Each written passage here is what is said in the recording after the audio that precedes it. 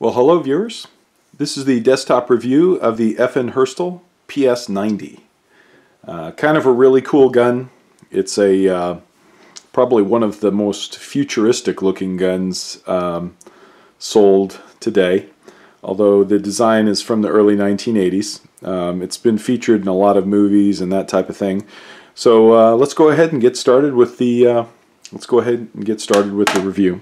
So first and foremost, I'm going to go ahead and clear the weapon. But in order to do that, I want to show you a couple of things. This has probably one of the most unique magazines of any firearm currently made. It is a top-fed magazine, holds 50 rounds, and it is genuinely unique. And I'll show you a few things about it. So first and foremost, magazine comes out of the gun. As you can see, the ammunition that's in this gun is stored laterally in the magazine. However, when it feeds into the gun, it feeds in longitudinally. So what happens is as the rounds feed down here, they actually turn in this section of the magazine right here. You can see them beginning to turn right there, and then they actually make a 90-degree turn and feed directly into the gun. So a very, very unique magazine and kind of a very cool design. It is translucent, obviously, as you can see, and one of the advantages is as you're firing it, this is in your field of view, and so you can actually watch your ammunition deplete as you're shooting it, and you'll know how many rounds you have left. A very cool, very, very cool piece of technology. So let's take a look at the gun. First thing first, charging handles on both sides of the gun. This is a truly ambidextrous weapon, and one of the really cool things about it is pull the charging handle back. As you can see, the chamber is empty, so the gun is safe.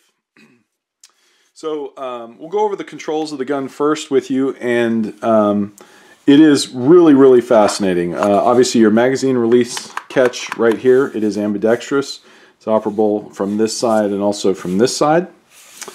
Your trigger group and safety. Safety is obviously also ambidextrous. Can be operated from both sides, and then your charging handles here and on this side here, again, fully ambidextrous. Really, really neat.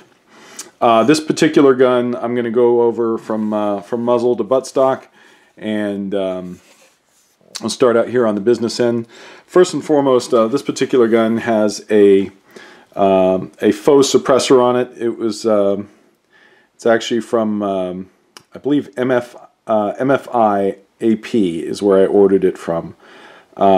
Great faux suppressor. It's stamped with the Special Operations FN PS90, and then of course the gun, which is chambered in 5.7 by 28.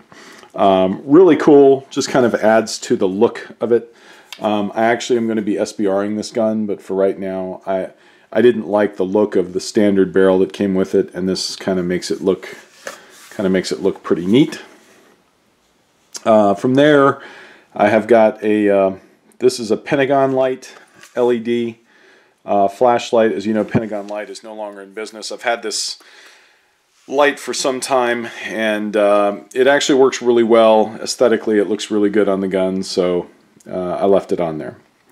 Now, this is where we come into some of the detail stuff that you can change on this gun. So first and foremost, they all come with this top rail right here. The difference is there's a couple different models.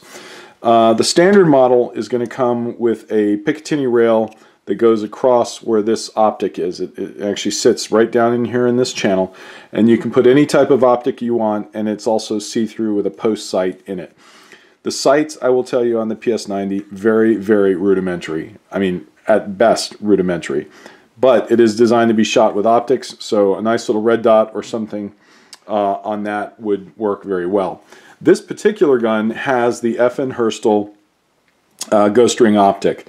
And so let me show you, let me see if I can get it to show up on the camera. I don't know if I will be able to do it or not. Banging the camera around here. So if you look down in there,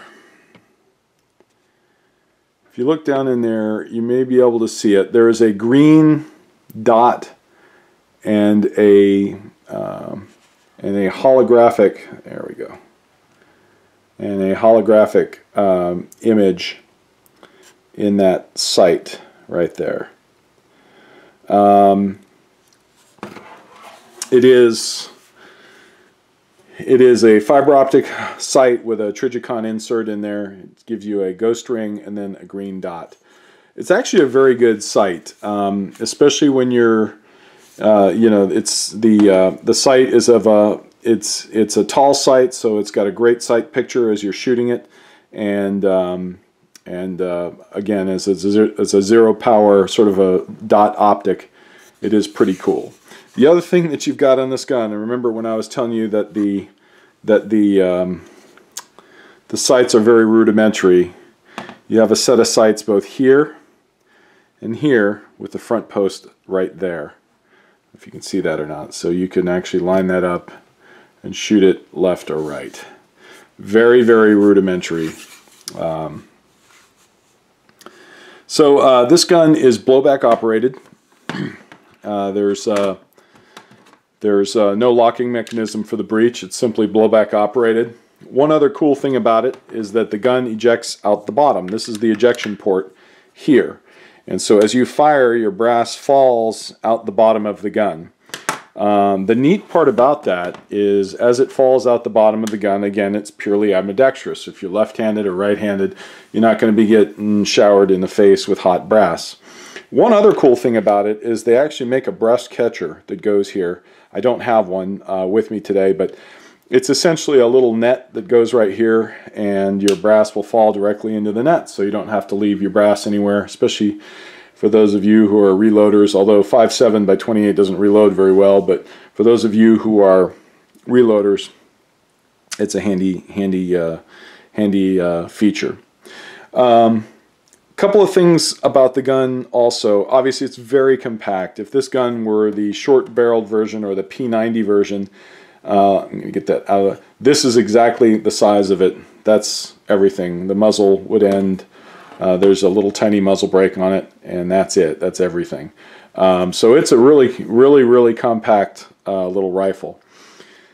Ballistically, the 5.7 by 28 round is pretty impressive for a little pistol round or a carbine round.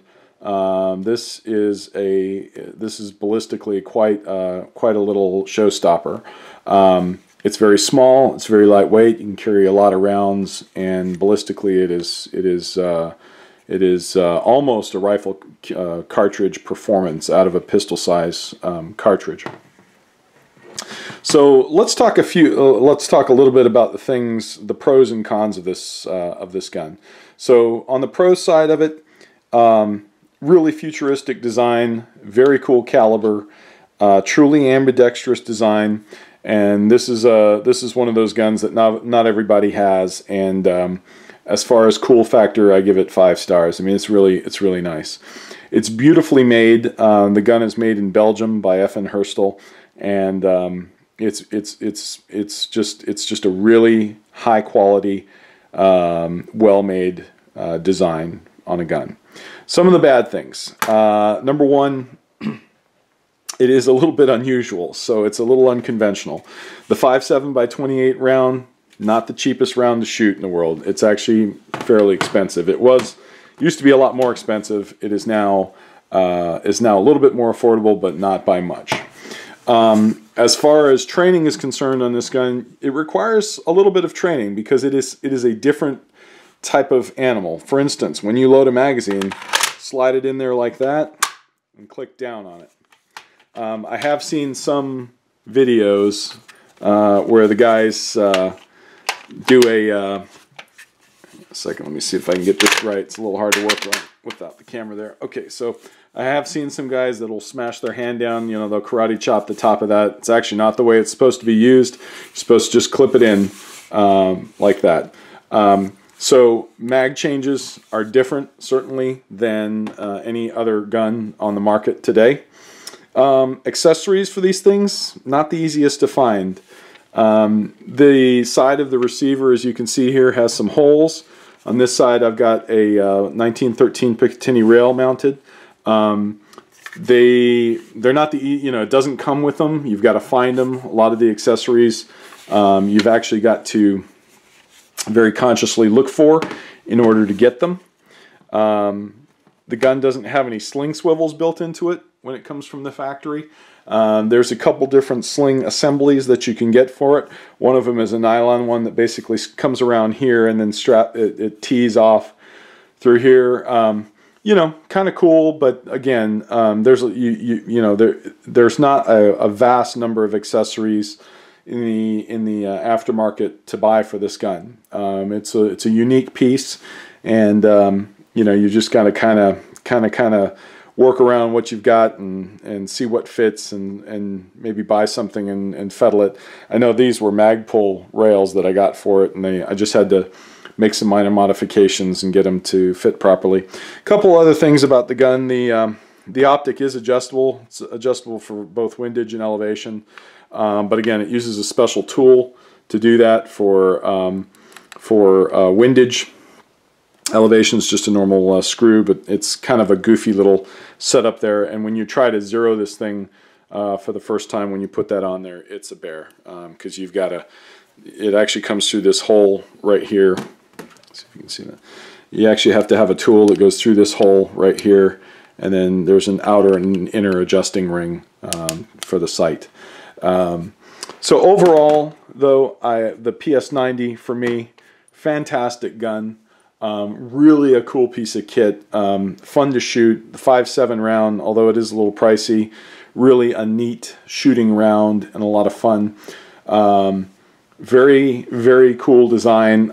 This one here I am going to be turning into an SBR, so this stuff here will be gone. And then you've got an amazingly compact rifle with a fairly long barrel length, and just a really neat piece.